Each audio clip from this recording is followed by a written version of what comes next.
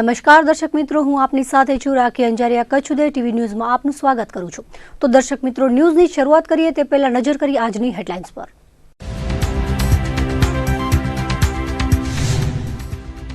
કચ્છમાં killer swine ફ્લુએ મચાવ્યો હાહાકાર। માનકુવાણી મહિલા અને નાના કપાયાના વૃદ્ધનું સ્વાઇન ફ્લુથી મૃત્યુ। 25 અને 26મીએ થયેલા મોત બાદ આરોગ્ય વિભાગ દ્વારા કરાઈ પુષ્ટિ। દયાપર દોલતપર વચ્ચે હિટ એન્ડ રનમાં પોલીસ કર્મીનું મોત। ગત રાત્રે ફરજ પરથી પરત ફરતા પોલીસ કર્મીને અજાણ્યા વાહને લીધા હડફેટે। દયાપર પોલીસે ફેટલ એક્સિડન્ટનો ગુનો નોંધ્યો।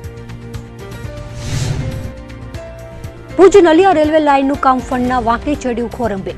એક કોન્ટ્રાક્ટરે ભુજથી દેશલ પરનું કામ કર્યું પૂર્ણ। આગળના કામ માટે રેલવે દ્વારા નવા કોન્ટ્રાક્ટરની ખોજ। 1 ફેબ્રુઆરીએ રજૂ થનારા બજેટની આશા અપેક્ષાઓ। કચ્છના નિષ્ણાંતોએ બજેટલક્ષી મૂલ્યાંકનના આપ્યા પ્રતિભાવ। ચૂંટણી નજીક હોતા લોકરંજક બજેટ હોવાનું વ્યક્ત કરાયો સૂર। સરહદી કચ્છ જિલ્લામાં સ્વાઇન ફ્લૂનો કહેર વધી રહ્યો છે। તેવામાં સ્વાઇન ફ્લૂથી 2 દર્દીના મોત નિપજતા ફફડાટ ફેલાયો છે। કચ્છમાં થોડા દિવસથી ઠંડીનું પ્રમાણ વધવાની સાથે સ્વાઇન ફ્લૂના કેસોમાં પણ વધારો થઈ રહ્યો છે। જિલ્લા રોગચાળા નિયંત્રણ અધિકારી ડોક્ટર અરુણકુમાર કુર્મીના જણાવ્યા અનુસાર કચ્છમાં સ્વાઇન ફ્લૂથી ચાલુ વર્ષે વધુ 2 દર્દીઓના મોત નિપજ્યા છે। 2019ના પ્રથમ મહિનામાં સ્વાઇન ફ્લૂએ માથું ઊંચક્યું છે। જાન્યુઆરીમાં જ સ્વાઇન ફ્લૂના કુલ 86 પોઝિટિવ કેસ નોંધાઈ ચૂક્યા છે, જેમાં 25 અને 26મી ડિસેમ્બરે કિલર સ્વાઇન ફ્લુએ 2 લોકોનો ભોગ લીધો હતો, જેની વિગતો આરોગ્ય વિભાગે આજે જાહેર કરી હતી। ભુજ તાલુકાના માનકુવામાં રહેતા 47 વર્ષીય મહિલાનું સ્વાઇન ફ્લુના કારણે ગત 26મી જાન્યુઆરીના મોત નિપજ્યું હતું। તેઓને ભુજની જીકે જનરલ હોસ્પિટલમાં સારવાર માટે ખસેડાયા હતા, પરંતુ સારવાર કારગત ન નીવડતા આ મહિલાએ દમ તોડ્યો હતો। તો મુન્દ્રા તાલુકાના નાના કપાયામાં રહેતા 67 વર્ષીય પ્રૌઢનું અમદાવાદની વીએસ હોસ્પિટલમાં 25મી જાન્યુઆરીના મોત નિપજ્યું હતું। 2019ના વર્ષમાં કચ્છમાં स्वाइन फ्लू થી कुल 3 लोगों मौत थया है। आगे के तंत्र जो है सो सभी हम लोग आईएमए की मीटिंग भी कर रहे हैं सभी तालुका में। इसका मेडिकल ऑफिसर की मीटिंग है, हाउस टू हाउस सर्वे कर रहे हैं, पत्रिका पैम्पलेट वितरण किए हैं, 6 लाख तो पैम्पलेट वितरण किए हैं। उसके बाद वो कारो पिलाते हैं रोग प्रतिकारक शक्ति बढ़ाने के लिए। उसके बाद जो है सो हम लोग सेशन के दिवस ममता दिवस में जो है जागरूकता लाते हैं। इस तरह का जो आईसी की कामगिरी है, मैकिंग प्रचार करते हैं, स्कूल में जा कर के जो है सो वहाँ पर विजिट करके जागरूकता लाते हैं। तो ये आईसी की कामगिरी हमारी तंत्र के तरफ से हो रहा है। लोगों को इस बीमारी से बचने के लिए खुद तो पहले जागरूकता लाना होगा, पहला नंबर। दूसरा नंबर है कि वो जब भी सर्दी उधरस हो तो नज़दीक के कोई भी प्राइवेट और सरकारी दवाखाना में जा कर के सारवार ले ले, घरे बैठा नहीं रहे।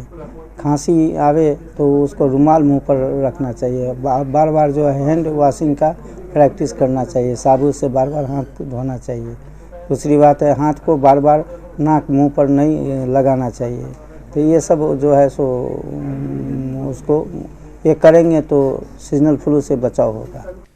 લખપત તાલુકાના દયાપર દોલતપર વચ્ચે ગત મોડી રાત્રે હિટ એન્ડ રનનો બનાવ બન્યો હતો, જેમાં દયાપર પોલીસ મથકે પોતાની ફરજ પૂર્ણ કરીને મોટરસાયકલથી દોલતપર પોતાને ઘેર પરત જઈ રહેલા હથિયારી પોલીસ કોન્સ્ટેબલનું મોત નિપજ્યું હતું।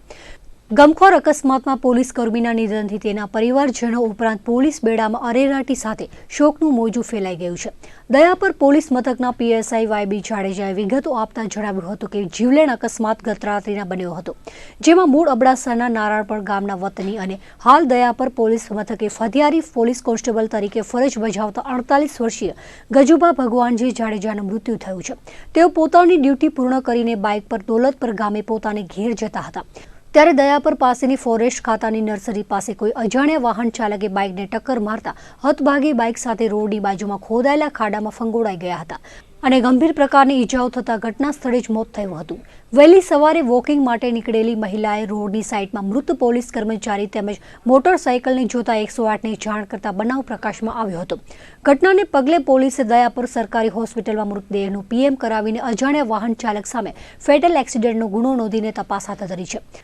પોલીસ કર્મચારીના ભાઈ એડવોકેટ બટુકસિંહ ભગવાનજી જાડેજા રહે નલિયા તેમણે આ અંગે ફરિયાદ કરી હતી। હતભાગીના પાર્થિવ દેહને તેમને વતન નારાયણપર ગામે લઈ જઈ પોલીસ દ્વારા આખરી ગાર્ડ ઓફ ઓર્ડર આપ્યા બાદ અંતિમ ક્રિયા કરાઈ હતી। અબડાસા તાલુકાના વાયર નજીક આવેલા થુમડી પાસેની વદરાજ એબીજી સિમેન્ટ કંપનીમાં કામ કરતા કર્મચારીઓના પીએફ ફંડના 85,14,000ની ઉચાપત કરી ઠગાઈ કરવામાં આવતા ફોજદારી ફરિયાદ નોંધાઈ છે. આ મામલે ગાંધીધામમાં રહેતા પ્રોવિડન્ટ ફંડ ઇન્ફોર્મેટ ધવલસિંહ મહેતાએ ફરિયાદ કરી હતી. પોલીસના જણાવ્યા મુજબ વિશ્વાસઘાત ઠગાઈનો બનાવ જુલાઈ 2015થી ઓક્ટોબર 2017 દરમિયાન બન્યો છે. કંપનીના માલિક ઋષિ અગ્રવાલ, ભોલાભાઈ દેસાઈ તેમજ મેનેજર ચંદ્રભાણ સિંઘે કંપનીના કામ કરતા 500થી વધુ કર્મચારીઓના પીએફની ઉચાપત કરી હોવાના આક્ષેપ ફરિયાદીએ કર્યા હતા. કંપની બંધ થઈ જતા કર્મચારીઓનું પીએફ મેળવીને ફંડની રકમ 85,14,208 રૂપિયા પોતાના અંગત લાભ માટે વિશ્વાસઘાત આચરીને ચાઉ કર્યા હતા. કર્મચારીઓના પીએફ ખાતામાં રકમ જમા ન કરાવીને ઠગાઈ કરતા કંપનીના કર્મચારીઓ દ્વારા છેલ્લા 6-7 મહિનાથી હડતાળ કરાઈ રહી છે. પોતાના હક મેળવવા કર્મચારીઓએ અરજી પણ કરી હતી, જેને આધારે વાયર પોલીસે આરોપીઓ સામે વિધિવત ગુનો નોંધીને તપાસ હાથ ધરી છે. ભ્રષ્ટાચારને લઈને હંમેશા ચર્ચામાં રહેતી કચ્છ ભૂસ્તર શાસ્ત્રી કચેરીના તત્કાલીન ભૂસ્તર શાસ્ત્રી સામે વર્ષ 2005માં અપ્રમાણસર મિલકતનો કેસ થયો હતો, જેમાં ભુજની કોર્ટે ધાક બેસાડતો ચુકાદો આપ્યો છે, જેમાં ભૂસ્તર શાસ્ત્રીને 2 વર્ષની સખત કેદની સજા અને 1 લાખ રૂપિયાનો દંડ ફટકાર્યો છે. તો સાથે તપાસ દરમિયાન તેના ઘરમાંથી મળી આવેલી અપ્રમાણસર મિલકતને પણ ખાલસા કરી સરકારી તિજોરીમાં જમા કરવાનો હુકમ કર્યો છે. સમગ્ર પ્રકરણની વાત કરીએ તો વર્ષ 2005માં એસીબીના રાજકોટના મદદનીશ નિયામક ટીએન ઠાકોરે ફરિયાદ નોંધાવી હતી, જેમાં ભુજ ભૂસ્તર શાસ્ત્રીની કચેરીના વર્ગ 1ના અધિકારી મુકેશ હિરજી મેવાડા સામે આવક કરતા વધુ સંપત્તિ અંગેનો એક કેસ રજીસ્ટર કરાયો હતો, જેમાં તેમના વિરુદ્ધ ફરિયાદ એ હતી કે વર્ષ 1997થી 2005 દરમિયાન તેમણે વિવિધ રીતે ભ્રષ્ટાચાર આચરીને અપ્રમાણસર મિલકત એકઠી કરી છે. આ બાબતે ગુનો નોંધાયા બાદ તેમની તપાસમાં 25,57,401ની અપ્રમાણસર મિલકત તેમના તથા તેમની પત્નીના નામે મળી આવી હતી. આ કેસમાં આજે ભુજની સ્પેશિયલ કોર્ટમાં ચાલી જતા ભૂસ્તર શાસ્ત્રીને સજા ફટકારવામાં આવી હતી.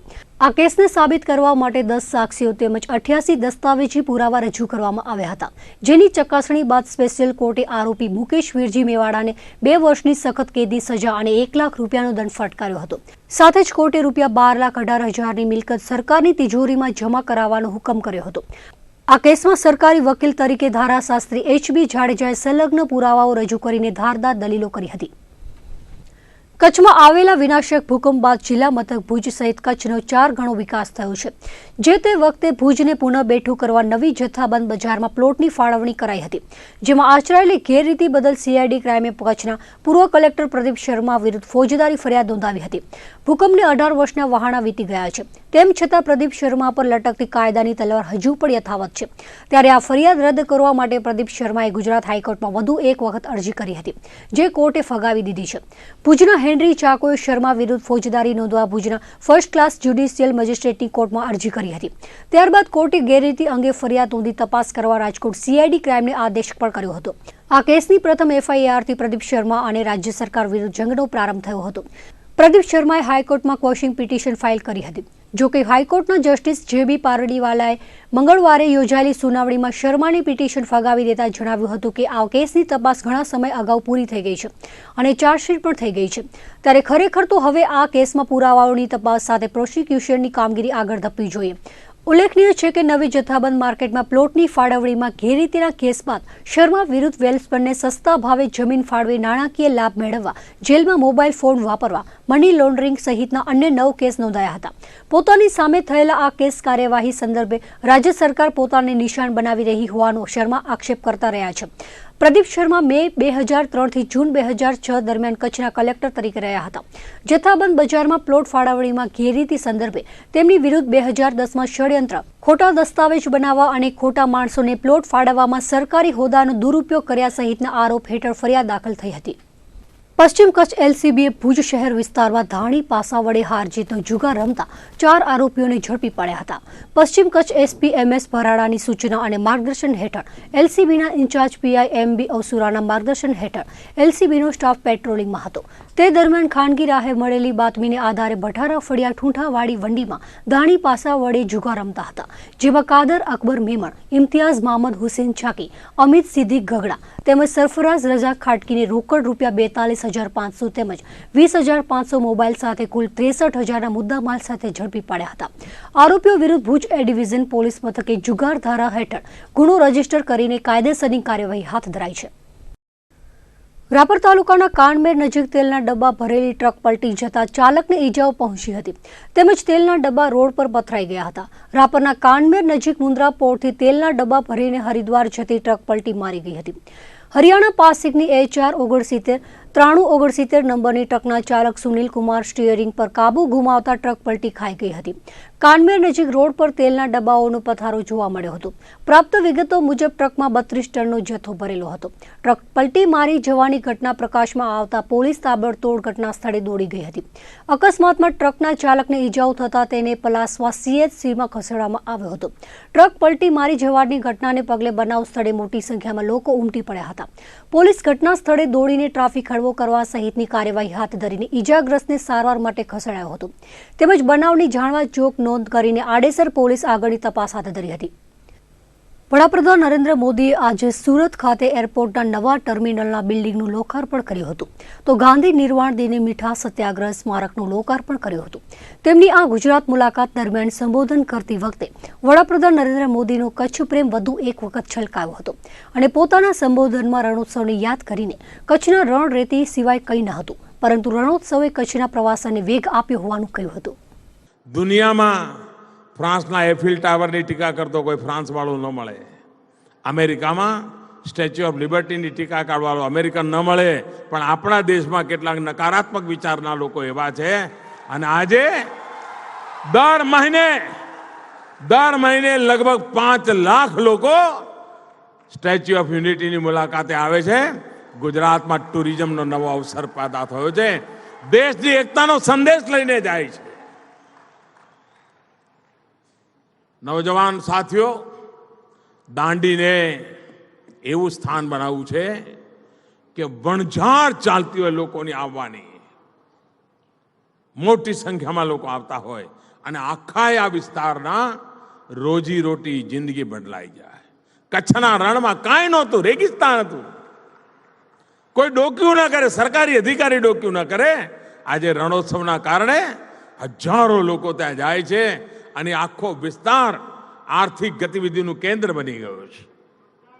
ભાઈઓ બહેનો, આપણે વિકાસને આગળ વધારવો છે અને એટલા જ માટે આટલી મોટી સંખ્યામાં જ્યારે આપ હિન્દુસ્તાનના પશ્ચિમી છોર પર, સમુદ્રના તટ પર આટલી મોટી સંખ્યામાં આપનું આવવું એ જ સમગ્ર દેશને એક સંદેશ છે।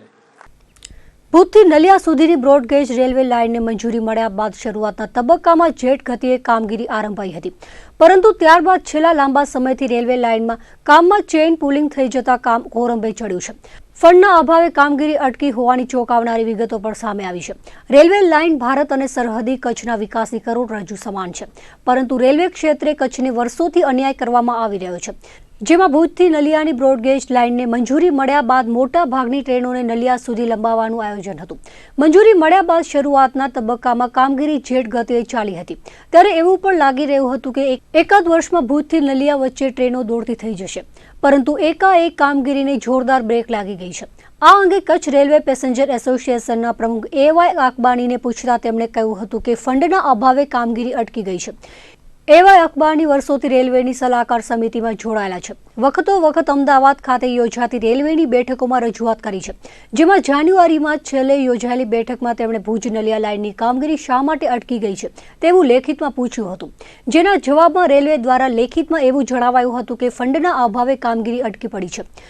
ફંડ ન હોવાથી ભુજ નલિયા લાઇનનું કામ સ્થગિત થઈ જતા લોકોમાં ભારે કચવાટ ફેલાયો છે। ભુજ નલિયા બ્રોડગેજ લાઇનનું કામ રેલવે તંત્ર દ્વારા PPP હેઠળ કરવામાં આવી રહ્યું છે, પરંતુ આ PPPની પડોજણમાં કામગીરી ટલે ચડી છે, જે નકરી વાસ્તવિકતા છે। માટે કેન્દ્ર સરકાર અને રેલવે વિભાગને ભુજ નલિયા લાઇનની કામગીરી સ્વહસ્તક લઈને ઝડપભેર આ લાઇનનું કામ પૂર્ણ કરવું જોઈએ તેવી તીવ્ર માંગ ઉઠી છે। આગામી 1 ફેબ્રુઆરીએ દેશનું બજેટ રજૂ થવાનું છે ત્યારે AY અકબાણીએ કહ્યું હતું કે ભુજ નલિયા લાઇન માટે સરકાર દ્વારા બજેટમાં ખાસ જોગવાઈ કરીને ફંડ ફાળવવામાં આવે તો આ કામગીરી ઝડપભેર થઈ શકે છે અને તેનો સીધો લાભ કચ્છની જનતાને મળી શકે। કચ્છનો વિકાસ ખૂબ થયો છે, પ્રવાસન ક્ષેત્ર ઉપરાંત ઔદ્યોગિક રીતે પણ કચ્છ વિકાસ પામ્યું છે, તેમાં નલિયામાં એરફોર્સ છે ત્યારે સુરક્ષાની દ્રષ્ટિએ પણ રેલવેની તાતી જરૂરિયાત છે। માટે સત્વરે ભુજ નલિયાનું કામ કોઈ પણ ભોગે કરવામાં આવે તેવી લાગણી AY અકબાણીએ વ્યક્ત કરી હતી। રેલવેની પહેલી તો વસ્તુ છે ભુજથી નલિયાનો જે બ્રોડગેજનો કન્વર્ઝેશનનું જે કામ છે જે લગભગ 6 મહિનાથી અટકેલું પડ્યું છે, જે માટે અમોએ DRUCCની મિટિંગમાં લાસ્ટ 9/12 અમે રજૂઆત કરેલી, પરંતુ ફંડના અભાવે એ બંધ છે. જે આ બજેટની અંદર એને ફંડ ફાળવવામાં આવે તો ભુજ નલિયાનું જે કન્વર્ઝેશનનું કામ અટકેલું છે જે જલ્દી પૂરું થાય, જેના લીધે ભુજ સુધી આવતી ટ્રેનોને છે એના માટે પીટ લાઇનની જે જોગવાઈ નથી એ પણ થઈ શકે. અને એના માટે 1 કિલોમીટર દૂર ભુજના રેલવે સ્ટેશનથી 1 કિલોમીટર દૂર એ લોકોએ અગાઉ અમને એવું એશ્યોરન્સ આપેલું કે જ્યારે ભુજ નલિયાનું કામ પૂરું થઈ જશે ત્યારે 1 કિલોમીટર દૂર એને પીટ લાઇનો બનાવવામાં આવશે, ત્યારે ગાંધીધામ આવતી તમામ ટ્રેનો ભુજ સુધી આવી શકે.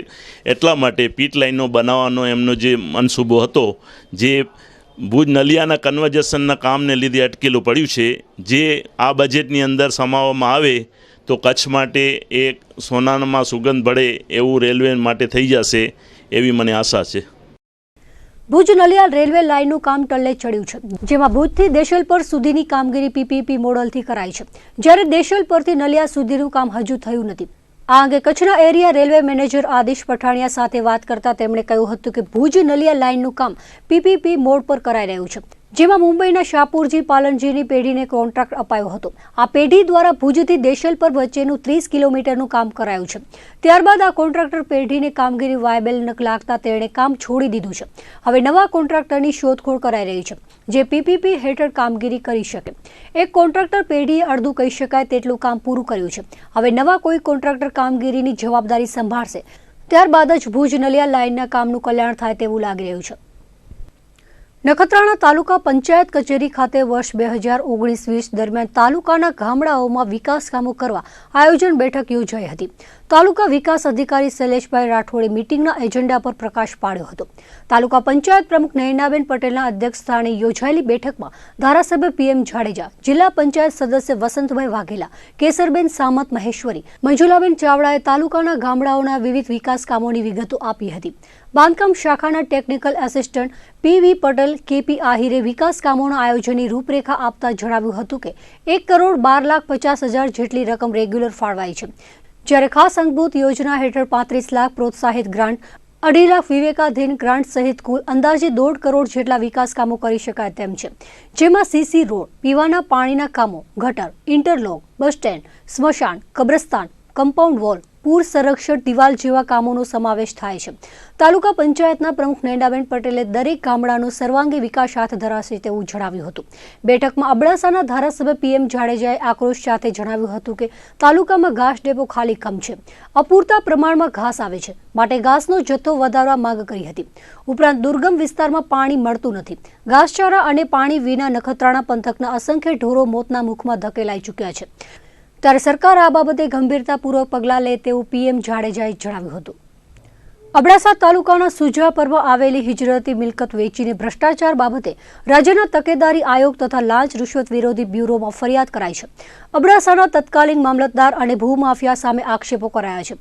ભુજ તાલુકાના કુકમાના સામાજિક કાર્યકર કાસમ ભુરાનોડે ઉચ્ચ સ્તરે કરેલી રજૂઆતમાં જણાવ્યું હતું કે કચ્છથી હિજરત કરીને પાકિસ્તાનમાં ગયેલા હિજરતીઓની મિલકત આવેલી છે, જે સરકારી મિલકત છે, જેમાં મામલતદાર અને તેમના મળતિયાએ ભૂમાફિયા સાથે મળીને ભ્રષ્ટાચાર આચરી આ મિલકત ખાનગી નામે ચડાવીને વેચાણ કરી છે. સુજાપરમાં આવેલી ખેતી લાયક જમીન સર્વે નંબર 39 64 અને 225ના મૂળ માલિક લુહાર પેનુ જુસબ હતા, જેઓ 1962માં ભારત છોડી પાકિસ્તાન ચાલ્યા ગયા હતા. આ મિલકત હિજરતી જાહેર કરાઈ હતી. તેના 5 દાયકા બાદ હાલમાં જમીનના ભાવ વધતા તેને પચાવી પાડવાના ઈરાદાથી માલિક લુહાર પેનુ જુસબના ખોટા વારસદારો બનીને રમજુ અબ્દુલ્લા લોહાર અને હનીફાબાઈ અબ્દુલ્લા લોહારે અબડાસાના મામલતદાર અને તે સમયે ચાર્જમાં નાયબ કલેક્ટરને જમીનની નોંધ પાડવા અપીલ કરાઈ હતી. તે સમયે તેમણે માત્ર 20 દિવસની અંદર અપીલ ચલાવીને અપીલ મંજૂર કરી વારસદારોને જાહેર કર્યા હતા, જે બોગસ હોવાનો આ રજૂઆતમાં આક્ષેપ કરાયો છે. આ કેસમાં મામલતદાર VD પુજારા અને મહેશ ઠક્કરે દસ્તાવેજ રદ કરીને નરેશ શંકર મહેશ્વરીના નામનું પાવરનામું બનાવ્યું હતું, જેમાં સર્વે નંબર 49 વાળી જમીન વિવેકભાઈ વાડીલાલ ઠાકરાણી, સર્વે નંબર 64ની જમીન હિતેશકુમાર વાડીલાલ ઠાકરાણી અને 225ની જમીન વાડીલાલ કાનજીભાઈ ઠાકરાણીના નામે દસ્તાવેજો કરાયા હતા. જો કે આ હિજરતી જમીન સરકારી હોવા છતાં મામલતદાર VD પુજારા ભ્રષ્ટ ભૂમાફિયાઓ સાથે મળીને આ મિલકતની વેચાણ નોંધો બનાવીને તેને અન્ય નામે ટ્રાન્સફર કરવાની તજવીજ કરી હોવાનો આક્ષેપ કરાયો છે. ત્યારે આ કેસમાં મામલતદાર વીડી પૂજારા, ભુજના મહેશ પુરુષોત્તમ ઠક્કર તેમજ જેના નામે જમીનની નોંધો પડી હતી તે તમામ પક્ષકારો સામે ફોજદારી દાખલ કરવામાં આવે તેવી માંગ સામાજિક અગ્રણી કાસમ ભૂરા નોળે કરી છે. એ મિલકત હતી પીનું જુસબ એક લોહારની, તો એ તો હિજરત કરીને જતો રહ્યો છે, બરાબર. આપણે એ વહીવટતંત્રને આપણી છે કે ભાઈ એના પગલાં લઈ અને તપાસ કરે અને જે સરકારની મિલકત છે એ સરકાર દાખલ થવી જોઈએ. એ આપણે સુજાપરની મિલકત છે, ગામ સુજાપર છે, અને મામલતદારે આ બધો કાવતરો કર્યો છે. અને મામલતદાર છે વીડી પૂજારા, મહેશભાઈ કરીને છે, મહેશ પુરુષોત્તમ ઠક્કર. પૂર્વ કચ્છના ઔદ્યોગિક પાટનગર ગાંધીધામ સુધરાઈની વોર્ડ નંબર 2ની તાજેતરમાં જ પેટા ચૂંટણી યોજાઈ હતી. ચૂંટણી અધિકારીની હાજરીમાં દાદા દુખાયેલ બીએડ કોલેજ આદિપુર ખાતે મતગણતરીની પ્રક્રિયા હાથ ધરવામાં આવી હતી અને જાહેર થયેલા પરિણામોમાં ભાજપના ઉમેદવાર દિનેશભાઈ લાલવાણીનો જ્વલંત વિજય થયો હતો. ચૂંટણી અધિકારી દ્વારા જાહેર કરાયેલા આંકડાઓમાં કુલ 4097 મતોમાંથી ભાજપના ઉમેદવાર દિનેશભાઈ ગોવિંદરામ લાલવાણીને 3096 મતો મળ્યા હતા, જ્યારે કોંગ્રેસના મનીષ જેઠાનંદ ભાટિયાને 849 મત અને અપક્ષ ઉમેદવાર તરીકે મેદાનમાં ઉતરેલા મમતા મહેશ આહજાને 93 મતો મળ્યા હતા, તો 59 મતો નોટામાં પડ્યા હતા. આ પરિણામને જોતા ભાજપના દિનેશ ગોવિંદરામ લાલવાણીનો જ્વલંત વિજય થયો હતો. પરિણામો જાહેર થવાની સાથે જ ભાજપના વિજેતા ઉમેદવારને સમર્થકો અને સ્થાનિક આગેવાનો દ્વારા મીઠું મોઢું કરાવીને વધાવી લેવાયા હતા. તો વિજેતા ઉમેદવાર દિનેશ લાલવાણીએ પણ સૌ મતદારો, પક્ષના સનિષ્ઠ કાર્યકર્તાઓ અને સ્નેહીજનો પ્રત્યે આભારની લાગણી વ્યક્ત કરી હતી. આ પ્રસંગે રમેશભાઈ મહેશ્વરી, કાનજીભાઈ ભર્યા, ડોક્ટર નરેશ જોશી, પન્નાબેન જોશી, નરેશભાઈ ગુરબાની, તારાચંદભાઈ ચંદાની, ભરતભાઈ રામવાણી, મનોજ મૂલચંદાણી, વિક્રમ ભાટિયા, ઉષા મીઠવાણી, નંદુ મીઠવાણી, તુલસીભા ગઢવી, જીતુભાઈ નાથાણી, ધનરાજભા ગઢવી, રાજેશ ભરાડિયા, મહેશ ગઢવી, કમલેશ પરિયાણી, ભરત મીરાણી, પ્રેમચંદાણી, હેમંત ગજર, નિખિલભાઈ હળિયા, રાજસ્થાન ગઢવી, પ્રદ્યુમનસિંહ જાડેજા, વિલેશભા ગઢવી, રાજુ લખવાણી, મુકેશ લખવાણી, કમલભાઈ શર્મા, અશોકભાઈ ખેમચંદ, હરેશભાઈ જીતુ, અશોક આસનાની, દિનેશ વજીરાણી, દિનેશ ભાનુશાલી, યોગેશ ઠક્કર, તીર્થ ઉથાણી, દિનેશ પજવાણી, પ્રદીપ સાવલાણી, કમલ ભટ્ટ, કિશોર ઠક્કર, પ્રદીપ ઠક્કર, મધુબેન, મનોજ કૃપલાણી, ગિરીશભાઈ, વિકી પોપટાણી, નરેશ ચંદારાણા, અશોક રાય કિસાણી, દિલીપ રાય કિસાણી, દીપક મીઠવાણી સહિતના ઉપસ્થિત રહ્યા હતા. ભુજ નગરપાલિકાના કાયમી ચીફ ઓફિસર તરીકે ગાંધીધામના નીતિન બોડાતને મૂકવામાં આવ્યા છે. ભુજ પાલિકાને લાંબા સમય બાદ કાયમી સીઓ મળ્યા છે. રાજ્યના શહેરી વિકાસ મંત્રાલય દ્વારા ચીફ ઓફિસરોની બદલીઓના બહાર પડાયેલા આદેશમાં ગાંધીધામ નગરપાલિકાના મુખ્ય અધિકારી નીતિન બોડાતને ભુજ નગરપાલિકાના કાયમી સીઓ તરીકે મૂકવામાં આવ્યા છે. માંડવી ઉપરાંત ભુજ પાલિકાનો વધારાનો ચાર્જ સંભાળી રહેલા સંદીપસિંહ ઝાલાને ગાંધીધામ સુધરાઈનો વધારાનો ચાર્જ સોંપવામાં આવ્યો છે. અત્રે ઉલ્લેખનીય છે કે લાંબા સમયથી ભુજ નગરપાલિકામાં પદાધિકારીઓ અને ઇન્ચાર્જ સીઓ વચ્ચે સંકલનના અભાવે વિવાદો ચાલતા હતા. હાલમાં ભાજપ કાર્યાલયે મળેલી સંગઠનની બેઠકમાં પણ સીઓ મુદ્દે પૂર્વ અને વર્તમાન પદાધિકારીઓ વચ્ચે ઉગ્ર બોલાચાલી પણ થઈ હતી. ત્યારે આ બદલીમાં ક્યાંક ને ક્યાંક આ પરિબળ પર કામ કરી ગયું હોવાનું ચર્ચાઈ રહ્યું છે. મોદી સરકાર આગામી 1 ફેબ્રુઆરીથી પોતાનું અંતિમ બજેટ રજૂ કરી રહી છે. ત્યારે આ બજેટને લઈને દેશવાસીઓની ખૂબ જ આશા અપેક્ષાઓ છે. બજેટ સત્ર બાદ તરત જ આગામી લોકસભાની ચૂંટણી જાહેર થવા જઈ રહી છે. ત્યારે બજેટમાં ક્યાંક ને ક્યાંક લોકોને મોટી રાહત આપીને આગામી ચૂંટણીનો લાભ લેવાના પ્રયાસો બજેટમાં કરાઈ શકે છે તેવો મત નિષ્ણાતોએ વ્યક્ત કર્યો હતો. કેન્દ્ર સરકારની ટર્મ આગામી મે માસમાં પૂર્ણ થઈ રહી છે અને એપ્રિલમાં ચૂંટણી યોજાશે. તે પૂર્વે આગામી નાણાકીય વર્ષ માટે મોદી સરકાર પોતાના કાર્યકાળનું અંતિમ બજેટ પસાર કરવા જઈ રહી છે. ત્યારે આ બજેટ સરકાર ઉપરાંત દેશવાસીઓ માટે પણ મહત્વનું સાબિત થશે. વચગાળાનું બજેટ હોવાથી સરકાર મહત્તમ લાભ આપવાનો પ્રયાસ કરશે. તેથી બજેટ લોકરંજક અને લાભકારક હોવાનો મત પણ નિષ્ણાતો વ્યક્ત કરી રહ્યા છે. 1 ફેબ્રુઆરીએ બજેટ રજૂ થવા જઈ રહ્યું છે. મોદી સરકાર 2022 સુધી ખેડૂતોની આવક બમણી કરવાના વાયદા સાથે આગળ વધી રહી છે. ત્યારે ખેડૂતોની અપેક્ષા સવિશેષ હોવાનું રવિ બીજ કેન્દ્રના શૈલેષભાઈ માણેકે જણાવ્યું હતું. આગામી બજેટને લઈને તેમણે પ્રતિક્રિયા આપતા કહ્યું હતું કે છેલ્લા 2-3 વર્ષથી અનિયમિત ચોમાસાને કારણે ખેડૂતો કપરી કસોટીમાંથી પસાર થઈ રહ્યા છે. સરકાર પણ ખેડૂતોની મુશ્કેલીઓ ઓછી કરવા પ્રયાસ કરી રહી છે અને આગામી લોકસભાની ચૂંટણી નજીક હોવાથી ખેડૂતોને ખુશ રાખવાની પ્રાથમિકતા બજેટમાં દેખાઈ શકે છે. ખેડૂતલક્ષી યોજનાઓ અંગે વાત કરતા તેમણે કહ્યું હતું કે ખેડૂતોને સારું બિયારણ મળે, ખાતર દવાઓનું યોગ્ય માર્ગદર્શન મળે, સિંચાઈ ક્ષેત્રે સારા પગલાં લેવાય. આ ઉપરાંત ઉત્પાદન માટે યોગ્ય વળતર મળે તેવી જોગવાઈ બજેટમાં અનિવાર્ય છે. ખેતીની સાથે પશુપાલન, મરઘા પાલન ક્ષેત્રે પણ સરકાર સારા નિર્ણય લઈ શકે છે. આ ઉપરાંત વિદેશમાં નિકાસ માટેની પોલિસી ઘડવાની તાતી જરૂરિયાત તેમણે ગણાવી હતી. તો ખેતીવાડીની કોલેજા અને કૃષિ કેન્દ્રો શરૂ કરવાની જોગવાઈ બજેટમાં હોય તો ખેડૂતો માટે પ્રમાણમાં સારું બજેટ ગણાવી શકાય તેમ શૈલેષભાઈ માણેકે ઉમેર્યું હતું.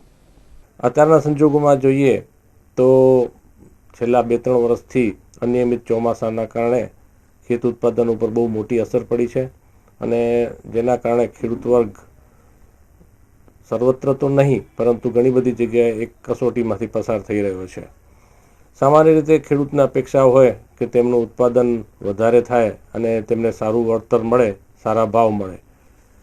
સરકાર સતત પ્રયત્નશીલ છે ખેડૂતોને દરેક પ્રકારની સગવડો આપવા માટે અને જેવી રીતે આગામી દિવસોમાં ચૂંટણી આવી રહી છે ત્યારે ખેડૂત વર્ગને ખુશ રાખવો એ સરકારની પ્રાથમિકતા બની રહે છે.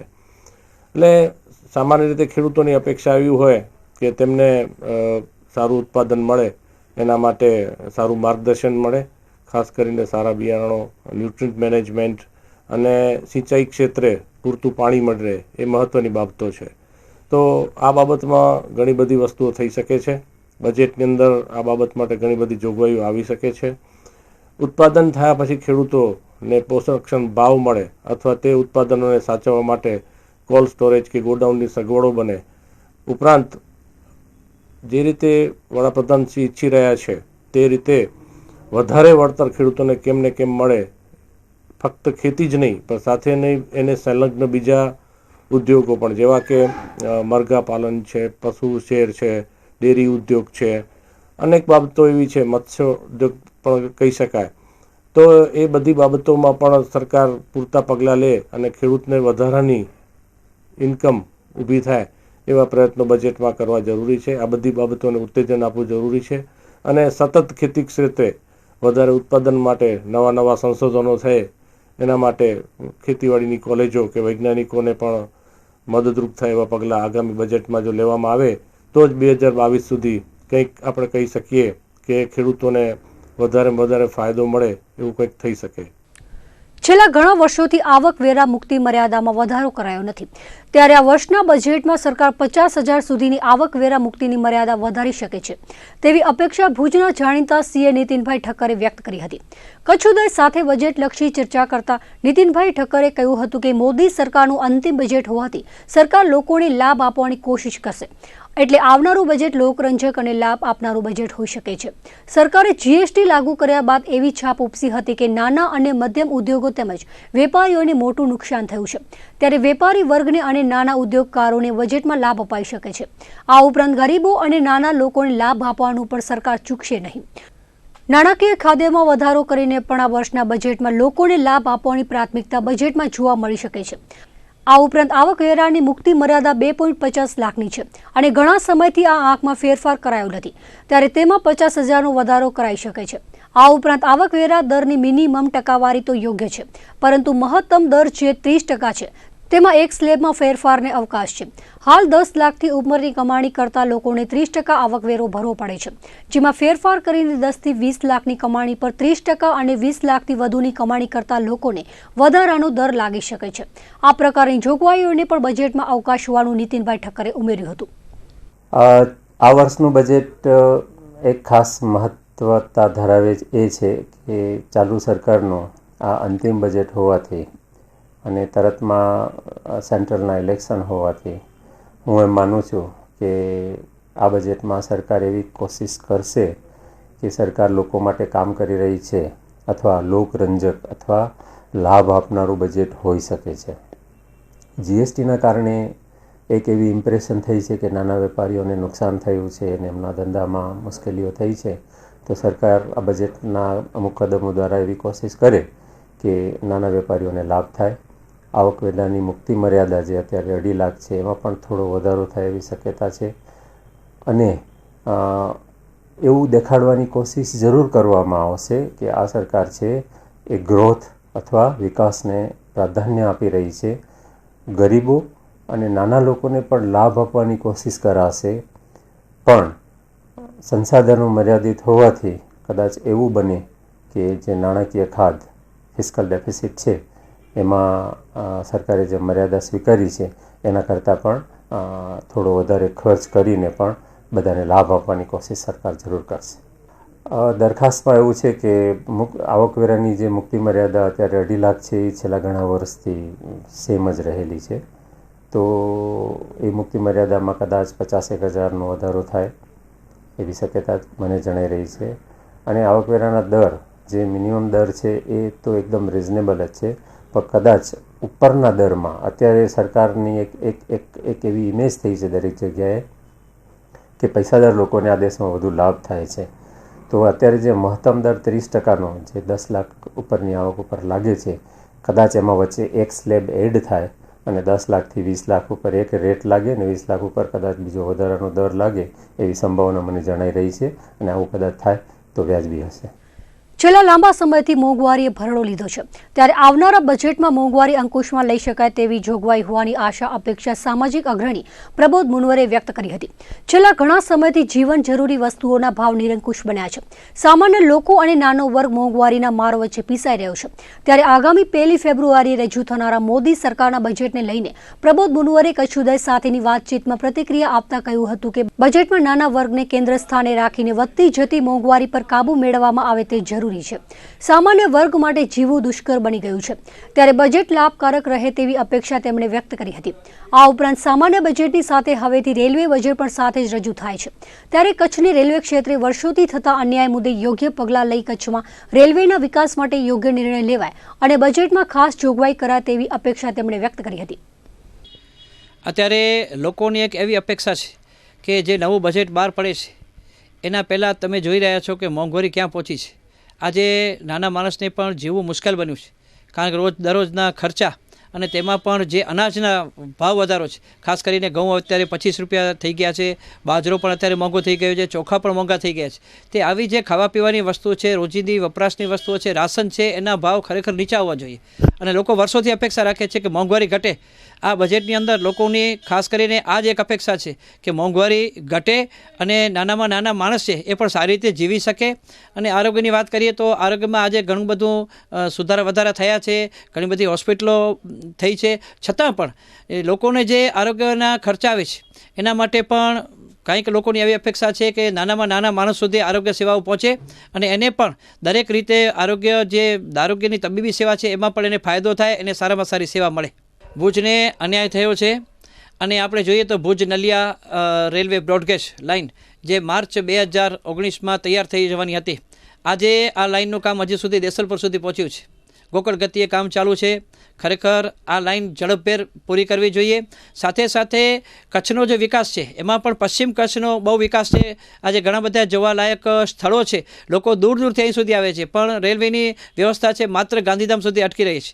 ખરેખર ભુજ સુધી બધી ટ્રેનો લંબાવી અને કચ્છને ન્યાય આપવો જોઈએ. પશ્ચિમ કચ્છ આજે ખરેખર ઘણા બધા જોવાલાયક સ્થળો છે પશ્ચિમ કચ્છમાં આવેલા છે, ત્યારે આ બધી ગાંધીધામ આવતી ટ્રેનોને ભુજ સુધી લંબાવવી જોઈએ અને ભુજના રેલવે સ્ટેશનનો વધારે વિકાસ કરવો જોઈએ. મોદી સરકારના આવ્યા બાદ ગત વર્ષથી રેલવે બજેટને સામાન્ય બજેટ સાથે જોડી દેવાયું છે. અગાઉ રેલવે બજેટ અલગથી જ રજૂ કરવામાં આવતું હતું, જો કે હવે સામાન્ય બજેટમાં તમામ વિગતો આવરી લેવામાં આવે છે. ત્યારે railway development and Kutch passenger એસોસિએશનના પ્રમુખ એવાય અકબાણીએ કચ્છ ઉદય સાથેની વાતચીતમાં કહ્યું હતું કે રેલવેની જોગવાઈઓને લગતી ચર્ચા કરી હતી, જેમાં તેમણે ખાસ તો ભુજથી જ મોટાભાગની ટ્રેનો શરૂ કરવામાં આવે તેવી અપેક્ષા વ્યક્ત કરી હતી. હાલ અનેક ટ્રેનો ગાંધીધામથી દોડાવવામાં આવે છે. ભુજમાં પૂરતી પીટલાઇન ન હોવાનું બહાનું આગળ ધરીને જિલ્લા મથકથી ટ્રેનો દોડાવવામાં આવતી નથી. જો પીટલાઇનની વ્યવસ્થા ન હોય તો તે કરવાની જવાબદારી રેલવે વિભાગની છે, માટે બજેટમાં તેની ખાસ જોગવાઈ કરીને નવી પીટલાઇનો ઊભી કરવામાં આવે તે અનિવાર્ય છે. આ માટે અવારનવાર રેલવે સલાહકાર સમિતિની બેઠકોમાં રજૂઆતો પણ કરાઈ છે. તેમ છતાં રેલવે તંત્ર દ્વારા કોઈ નક્કર નિર્ણયો લેવાતા નથી.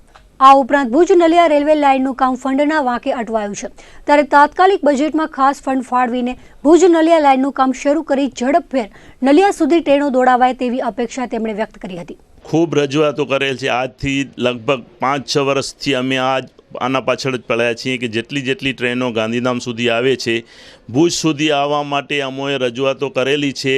તેમ છતાં રેલવે તંત્ર આ માટે અમને કોઈ એસ્યુરન્સ આપતા નથી કે પીટ લાઇનનો બાનું આપી દે છે, પણ પીટ લાઇન બનાવવું એમના હાથની વાત છે, જેના માટે આપણા લોકપ્રતિનિધિનો પણ અમે સારો લીધેલ છે, એમણે પણ રજૂઆત કરેલ છે. તેમ છતાં રેલવે જ્યારે ભુજ નલિયાનો જે કન્વર્જેશન નથી કરાવી શકતી તે ભુજ સુધી ટ્રેનો આવે એના માટે બાના બી આપે છે કે ભુજમાંથી એટલો ટ્રાફિક નથી મળતો, પરંતુ ભુજથી જતી ટ્રેનો બધે વાયા ગાંધીધામ થઈને જ જવાની છે. તો એમાં ગાંધીધામમાંથી જે બુકિંગ થાય કે ભુજથી બુકિંગ થાય એમાં શું ફરક પડે છે એ મને સમજાતું નથી રેલવે તંત્રનું. આ માટે લોક જાગૃતિ બહુ જરૂરી છે, લોકોએ આંદોલન કરવું પડશે. મને એવું લાગી રહ્યું છે કે આપણે રજૂઆતો કરવા છતાં રેલવે તંત્ર દાદ આપતું નથી એવું મને લાગી રહ્યું છે, અને ભુજ પ્રત્યે ઓરમાયું વર્તન આજે વર્ષોથી થઈ રહ્યું છે. એના માટે આપણા લોકપ્રતિનિધિઓ પણ અમને આમાં જોડાઈ અને અમને સાથ સહકાર આપીને ઉપરના લેવલે ગવર્મેન્ટ લેવલે આ જો ઉપાડવામાં આવશે તો જ આમાં સફળતા મેળવશું એવું મને ચોક્કસ ખાતરી છે. એના માટે લોકોએ આજે આ જે ટ્રેનો હમણાં ચાલુ થઈ છે ગાંધીધામની સુધીની, જે ગાંધીધામથી જતી ટ્રેનો છે એમાં 2 ટ્રેનો અત્યારે આપી છે, જેના માટે મારા ઉપર અત્યારે અમે એવી મુહિમ ચલાવેલ છે કે આના માટે આપણે રેલવે મિનિસ્ટરને આપણે પહોંચાડ્યું છે આપણું લોક લાગણી. અંજારથી પણ મને કેટલા બધા ફોન આવી ગયા, મને એટલું બધું આવી ગયું કે અમે તમારી સાથે જ છીએ, બધા આપણી સાથે જ છે, ખાલી ગાંધીધામનો આપણે સાથ નથી મળતો, જેના કારણે આપણે અટકી પડવું છે. અને આપણા લોકપ્રતિનિધિઓ જે છે એમનો પણ થોડુંક વલણ કોણું ગાંધીધામ તરફ હોય એવું મને લાગી રહ્યું છે. વર્તમાને રિયલ એસ્ટેટ સહિતના ક્ષેત્રમાં મંદીનો માહોલ ચાલી રહ્યો છે, ત્યારે કેન્દ્રની મોદી સરકાર દ્વારા રજૂ થનારા અંતિમ બજેટમાં મંદીનો માહોલ દૂર થાય તેવા પગલાં લેવામાં આવે તે જરૂરી હોવાનું જાણીતા સીએ રાજેન્દ્ર શાહે જણાવ્યું હતું.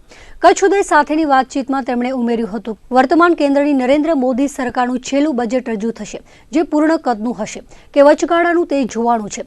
છેલ્લા 4 બજેટમાં વિકાસના મુદ્દાઓને પ્રાધાન્ય અપાતું રહ્યું છે, ત્યારે હવે મધ્યમ તેમજ નિમ્ન મધ્યમ વર્ગના લોકોની અપેક્ષાઓ સંતોષાય તેવી શક્યતાઓ છે. જુલાઈ 2017માં લાગુ કરાયેલ જીએસટી બાદ વેપાર ધંધામાં ભયનો માહોલ જોવા મળી રહ્યો છે, ત્યારે જીએસટીનું સરળીકરણ કરવામાં આવે તે જરૂરી છે.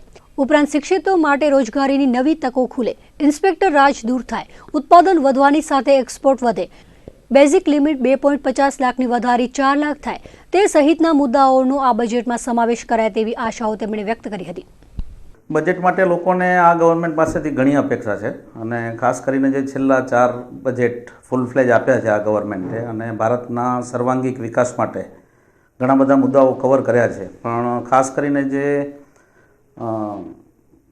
લોઅર મિડલ ક્લાસ અને મિડલ ક્લાસ, મધ્યમ વર્ગના અને નીચેના વર્ગના લોકો છે, એને હજુ પણ એવું છે કે સરકાર પાસેથી જે અપેક્ષાઓ છે એ કદાચ એમાં પૂરી નથી થઈ રહી. તો અત્યારના જે કાંઈ પણ બજેટ આવે, વચગાળાનું બજેટ આવે, એમાં લોકોની અપેક્ષા છે, અને ખાસ કરીને મધ્યમ અને નીચેના લોકોની જરૂરિયાતો સંતોષાય એ બહુ જરૂરી છે. એની ઉપરાંતની અંદર જે મોટામાં મોટું આખું રિફોર્મ આખી ભારતની ઇતિહાસની અંદર જો આપણે જોઈ શકીએ તો એ જીએસટીનું થયું, અને જીએસટીનું જે કાંઈ પણ અત્યાર સુધીની પ્રોગ્રેસ થયો છે જુલાઈ 2017થી લઈને અત્યારે જાન્યુઆરી સુધીનું, તો એમાં લોકોને એક જાતનો આખો વેપારની સાથે સાથે ભય પેદા થઈ ગયો છે. લોકોને એવું નથી કે જીએસટીથી કોઈ કંટાળેલા છે, પહેલાં પણ વેટનું કમ્પ્લાયન્સ કરતા જ હતા, સીએસટીનું કમ્પ્લાયન્સ કરતા જ હતા, પણ જો સરળીકરણ વધારે થઈ જાય અને લોકોને એમ ન લાગે કે ભાઈ આ જીએસટી કોઈ એક મોટા બોજા રૂપે આવેલું છે, એવું સરળીકરણ આખી પ્રક્રિયામાં, કમ્પ્લાયન્સમાં એનું મોનિટરિંગ કરવાવાળી જે કાંઈ પણ સીજીએસટી, એસજીએસટી ડિપાર્ટમેન્ટો છે એ લોકોનું તાલમેલ થાય અને આ રીતનું આખું આવે એવું વેપારી વર્ગ ચોક્કસ ઈચ્છે છે. ઓવરઓલ બીજી રીતે જોઈએ તો લોકોને એવું છે કે રોજગારીઓ પણ નથી મળી રહી. તો જે ભણેલા ગણેલા લોકો છે એની બજેટની અંદર એવી પ્રપોઝલો આવે કે જે ભણેલાઓ છે એને ઇઝીલી સારી રીતે રોજગારી મળે અને એ પોતાનું પણ સારી રીતે કુટુંબનું ગુજરાન સારી રીતે ચલાવી શકે.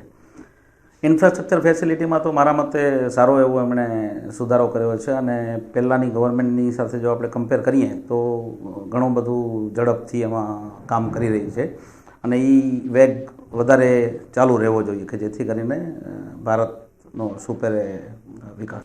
દેશના રાષ્ટ્રપિતા મહાત્મા ગાંધીજીની આજે 70મી નિર્વાણ તિથિએ ભુજમાં ભાજપ, કોંગ્રેસ અને વિવિધ સંસ્થાઓ દ્વારા બાપુની પ્રતિમાને હારારોપણ કરી અંજલિ અપાઈ હતી. શહેરના હમીરસર કિનારે આવેલી ગાંધી બાપુની પ્રતિમાને સત્તાધીશો દ્વારા હારારોપણ કરવામાં આવ્યું હતું અને મૌન પાડી તેમને શ્રદ્ધાંજલિ અપાઈ હતી. ભુજ નગરપાલિકા અને ભાજપ મહિલા મોરચા દ્વારા હારારોપણ કરાયું હતું, જેમાં પ્રમુખ લતાબેન સોલંકી, કારોબારી ચેરમેન ભરત રાણા, નંદાબેન પટણી, ગીતાબેન રૂપારે, બીના સિસોદિયા, મીનાબેન આશાબેન, નિશાબેન અંતાણી, જિજ્ઞાબેન ઠક્કર સહિતના જોડાયા હતા. તો કોંગ્રેસ પક્ષ દ્વારા આઝાદીના પ્રણેતા અને લોકસેવક ગાંધી બાપુની તેમની 70મી પુણ્યતિથિએ પુષ્પાંજલિ અર્પણ કરવામાં આવી હતી. નરેશ મહેશ્વરી, ઘનશ્યામસિંહ ભાટી, રવિ ત્રવાડી, રફીક મારા, રસિક ઠક્કર, ફકીર મામદ કુંભાર, ભૈરવી વૈદ, આયશુબેન સમા, માનસી શાહ, રસિકબા જાડેજા, પુષ્પાબેન સોલંકી, કરીમા પઠાણ, અંજલિ ઘોર, હર્ષિદાબા જાડેજા સહિતના જોડાયા હતા. દરમિયાન ગાંધી જીવન કેન્દ્ર, માજી હોમગાર્ડ અધિકારી મંડળ અને સત્યમ સંસ્થાના નેજા હેઠળ ગાંધી વંદના કરાઈ હતી. સત્યમ સંસ્થા દ્વારા ગાંધીજીની પુણ્યતિથિએ બાળકોને અલ્પાહાર કરાવાયો હતો, તો ઝૂંપડામાં રહેતા લોકોને કપડાનું વિતરણ સહિતની જીવદયા પ્રવૃત્તિ કરાઈ હતી. બાળકો માટે ગાંધી સ્કેચ દોરવાની સ્પર્ધા યોજાઈ હતી, જેમાં ભાગ લેનાર અને વિજેતાઓને ઇનામો આપવામાં આવ્યા હતા. શહેરની શાળા નંબર 12ના બાળકોને ગાંધીજીના પુસ્તકો આપવામાં આવ્યા હતા.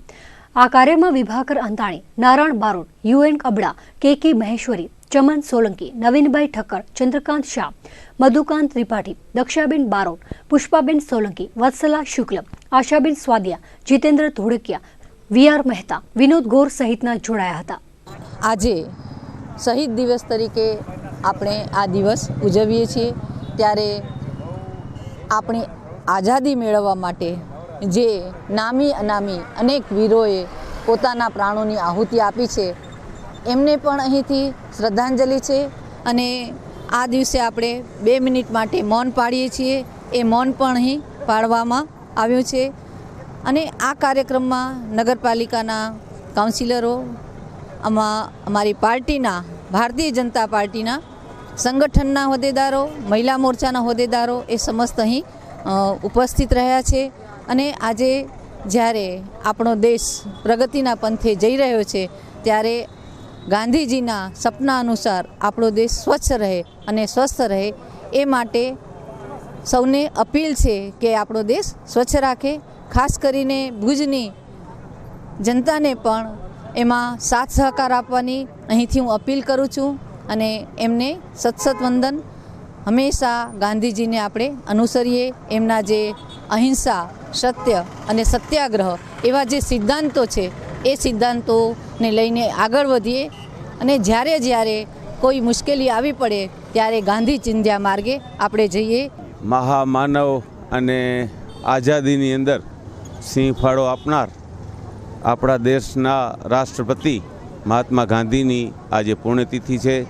તો આજે અમે કચ્છ જિલ્લા કોંગ્રેસ વતી મહામાનવ અને આ મહાત્મા ગાંધી રાષ્ટ્રપિતાને શ્રદ્ધાસુમન આપી અને એમના આદર્શો, એમના વિચારો આપણે સૌ જીવનમાં ઉતારે એ માટે આપણે સૌ કટિબદ્ધ છીએ. અને આજનો અમારો પ્રોગ્રામ મહાત્મા ગાંધીને શ્રદ્ધાંજલિનો કાર્યક્રમ શ્રદ્ધાસુમન આપી અને આપ્યો છે અમે આજે.